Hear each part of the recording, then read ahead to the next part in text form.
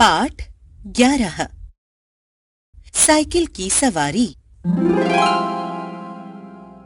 भगवान ही जानता है कि जब मैं किसी को साइकिल की सवारी करते या हारमोनियम बजाते देखता हूँ तब मुझे अपने ऊपर कैसी दया आती है।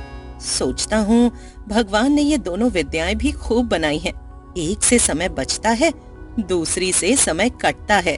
मगर तमाशा देखिए, हमारे प्रारब्ध में कलयुग की ये दोनों विद्याएं नहीं लिखी गईं। न हम साइकिल चला सकते हैं, न बाजा ही बजा सकते हैं। शायद 1932 की बात है कि बैठे बैठे ख्याल आया, चलो साइकिल चलाना सीख लें। इसकी शुरुआत यूं हुई कि हमारे लड़के ने चुपचाप यह विद्या सीख ली और हमारे सामने से सवार होकर निकलने लगा। अब आपसे क्या कहें कि लज्जा और घृणा के कैसे कैसे ख्याल हमारे मन में उठे। सोचा, क्या हम ही जमाने भर में फिसड्डी रह गए हैं? सारी दुनिया साइकिल चलाती है, मूर्ख और गंवार चलाते हैं। हम तो परमात्मा की कृपा से पढ़े लिखे हैं, क्या हम ही नहीं चला सकेंगे? आखिर इसमें मुश्किल क्या है? कूद कर चढ़ गए और ताबड़तोड़ पांव मारने लगे, और जब देखा कि कोई राह में खड़ा है तब टन टन करके घंटी बजा दी। बस महाराज, हमने साइकिल सीखने का निश्चय कर लिया। दूसरे दिन हमने अपने फटे पुराने कपड़े तलाश किए और उन्हें ले जाकर श्रीमती जी के सामने पटक दिए कि इनकी जरा मरम्मत तो कर दो। मगर श्रीमती जी बोली, पहले बताओ इनका क्या बनेगा? हम चाहते थे कि घर में किसी को कानों कान खबर न हो और हम साइकिल सवार बन जाएं, पर श्रीमती जी तो न मानी। झक मारकर बताना पड़ा कि रोज रोज तांगे का खर्च मारे डालता है, साइकिल चलाना सीखेंगे। श्रीमती जी ने बच्चे को सुलाते हुए हमारी तरफ देखा और मुस्कुराकर बोली, मुझे तो आशा नहीं कि आपसे यह बैल मेड़ चढ़ सकेगा। खैर, यत्न कर देखिए। मगर इन कपड़ों का क्या बनेगा? हमने जरा रौब से कहा, आखिर साइकिल से एक दो बार गिरेंगे या नहीं, और गिरने से कपड़े फटेंगे या नहीं? जो मूर्ख हैं वे नए कपड़ों का नुकसान कर बैठते हैं, जो बुद्धिमान हैं वे पुराने कपड़ों से काम चलाते हैं। इधर हमने बाजार से जंबक के 2 डिब्बे खरीद लिए कि चोट लगने पर उसका उसी समय इलाज किया जा सके। इसके बाद जाकर एक खुला मैदान तलाश किया ताकि दूसरे दिन से साइकिल सवारी का अभ्यास किया जा सके। अब यह सवाल हमारे सामने था कि अपना उस्ताद किसे बनाएं। इसी उधेड़बुन में बैठे थे कि तिवारी लक्ष्मी नारायण आ गए और बोले, क्यों भाई, हो जाए एक बाजी शतरंज की। हमने सिर हिलाकर जवाब दिया, नहीं साहब, आज तो जी नहीं चाहता। क्यों? यदि जी ना चाहे तो क्या करें? यह कहते कहते हमारा गला भर गया। तिवारी जी का दिल पसीज गया। हमारे पास बैठकर बोले, अरे भाई, मामला क्या है? स्त्री से झगड़ा तो नहीं हो गया? हमने कहा, तिवारी भैया क्या कहें, सोचा था लाओ साइकिल की सवारी सीख लें, मगर अब कोई ऐसा आदमी दिखाई नहीं देता जो हमारी सहायता करे। बताओ, है कोई ऐसा आदमी तुम्हारे ख्याल में? तिवारी जी ने हमारी तरफ बेबसी की आंखों से ऐसे देखा मानो हमको कोई खजाना मिल गया है और वे खाली हाथ रहे जाते हैं। बोले, आदमी तो ऐसा है एक, मगर वह मुफ्त नहीं सिखाएगा, फीस लेगा। दे सकोगे? कितने दिन में सिखा देगा? यही 10-12 दिनों में। और फीस क्या लेगा हमसे? औरों से 25 लेता है, तुमसे 20 ले लेगा हमारी खातिर। हमने सोचा 10 दिन में सिखाएगा और 20 रुपए फीस लेगा। 10 दिन 20 रुपए, 20 रुपए 10 दिन, अर्थात 2 रुपए रोजाना, 60 रुपए महीना, और वह भी 1-2 घंटों के लिए। ऐसी 3-4 ट्यूशनें मिल जाएं तो 250-300 रुपए महीना हो गया। इधर तिवारी जी मामला तय करने गए, उधर हमने यह शुभ समाचार जाकर श्रीमती जी को सुना दिया कि कुछ दिनों बाद हम ऐसा स्कूल खोलने वाले हैं जिसमें 300-400 रुपए महीने की आमदनी होगी। श्रीमती जी बोली, मैं तो चाहती हूँ कि तुम हवाई जहाज चलाओ, यह साइकिल क्या चीज है? पर तुम्हारे स्वभाव से डर लगता है, एक बार गिरोगे तो देख लेना, साइकिल वहीं फेंक फांक कर चले आओगे। इतने में तिवारी जी ने बाहर से आवाज दी। हमने जाकर देखा तो उस्ताद साहब खड़े थे। हमने श्रद्धा से हाथ जोड़कर प्रणाम किया और चुपचाप खड़े हो गए। तिवारी जी बोले, यह 20 पर मानते ही न थे, बड़ी मुश्किल से मनाया है, पेशगी लेंगे, कहते हैं पीछे कोई नहीं देता। अरे भाई, हम देंगे। दुनिया लाख बुरी है, मगर फिर भी भले आदमियों से खाली नहीं है। यह 20 रुपया तो चीज ही क्या है। एक बार हमें साइकिल चलाना सिखा दें, फिर देखें हम इनकी क्या क्या सेवा करते हैं। मगर उस्ताद साहब नहीं माने। बोले, फीस पहले लेंगे, और यदि आपने नहीं सिखाया तो?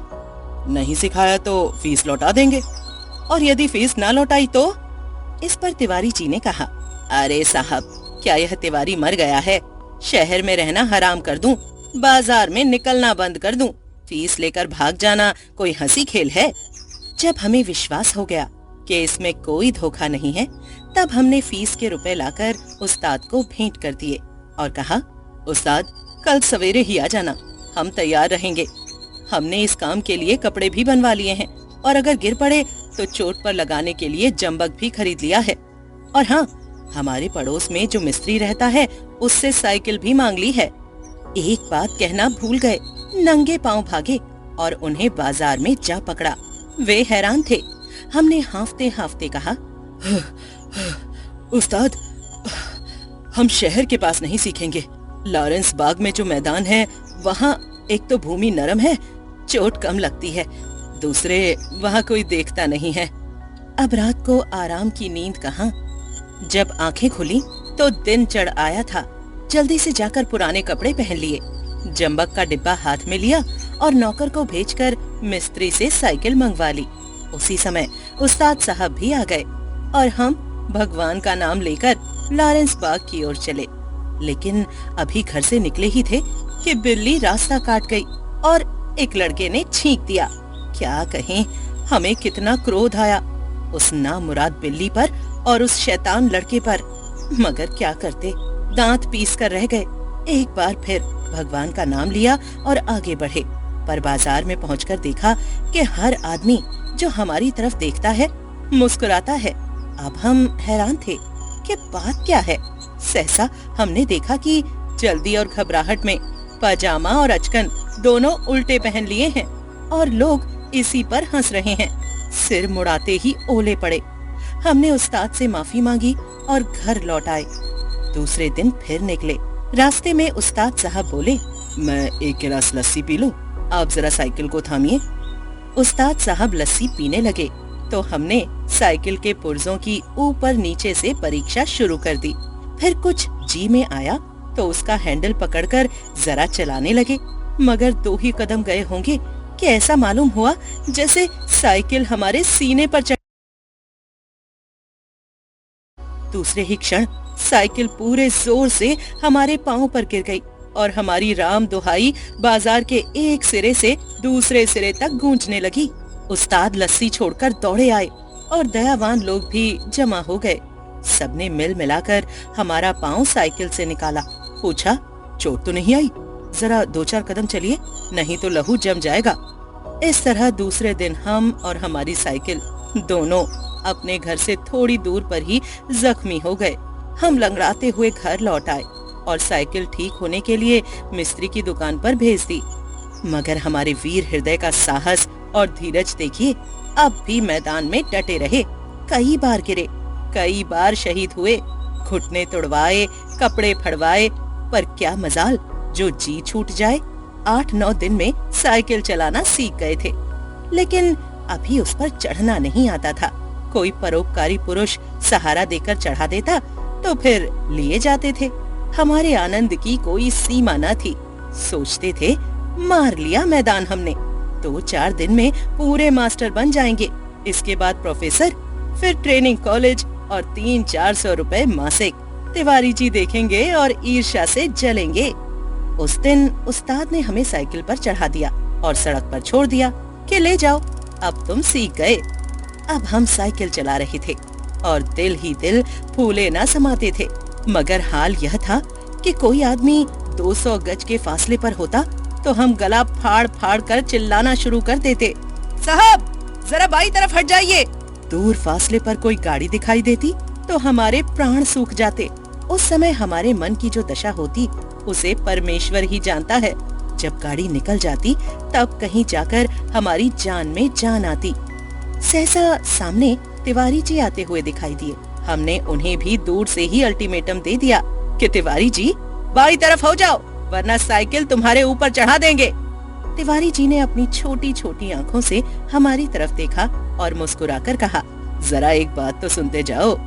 हमने एक बार हैंडल की तरफ, दूसरी बार तिवारी की तरफ देखकर जवाब दिया, इस समय बात कैसे सुन सकते हैं? देखते नहीं हो साइकिल पर सवार हैं। तिवारी जी बोले, तो क्या जो साइकिल चलाते हैं वे किसी की बात नहीं सुनते हैं? बड़ी जरूरी बात है, जरा उतर जाओ। हमने लड़खड़ाती हुई साइकिल को संभालते हुए जवाब दिया, उतर जाएं तो फिर चढ़ाएगा कौन? अभी चलाना सीखा है, चढ़ना नहीं सीखा। तिवारी जी चिल्लाते ही रह गए। हम आगे निकल गए। इतने में सामने से एक तांगा आता नजर पड़ा। हमने उसे भी दूर से डांट दिया, बाईं तरफ भाई, अभी नए चलाने वाले हैं। तांगा बाईं तरफ हो गया। हम अपने रास्ते पर चले जा रहे थे। एकाएक पता नहीं घोड़ा भड़क उठा या तांगे वाले को शरारत सूझी, जो भी हो, तांगा हमारे सामने आ गया। हमारे हाथ पांव फूल गए। जरा सा हैंडल घुमा देते तो हम दूसरी तरफ निकल जाते, मगर बुरा समय आता है तो बुद्धि पहले ही भ्रष्ट हो जाती है। उस समय हमें ख्याल ही न आया कि हैंडल घुमाया भी जा सकता है। फिर क्या था, हम और हमारी साइकिल दोनों ही तांगे के नीचे आ गए और हम बेहोश हो गए। जब हम होश में आए तब हम अपने घर में थे और हमारी देह पर कितनी ही पट्टियां बंधी थीं। हमें होश में देखकर श्रीमती जी ने कहा, क्यों, अब क्या हाल है? मैं कहती थी ना, साइकिल चलाना ना सीखो। उस समय तो किसी की सुनते ही ना थे। हमने सोचा, लाओ सारा इल्जाम तिवारी जी पर लगा दें और आप साफ बच जाएं। बोले, यह सब तिवारी जी की शरारत है। श्रीमती जी ने मुस्कुराकर जवाब दिया, यह तो तुम उसे चकमा दो जो कुछ जानता ना हो। उस तांगे पर मैं ही तो बच्चों को लेकर घूमने निकली थी कि चलो सैर भी कराएंगे और तुम्हें साइकिल चलाते भी दिखाएंगे। हमने निरुत्तर होकर आंखें बंद कर ली। उस दिन के बाद फिर हमने साइकिल को हाथ नहीं लगाया।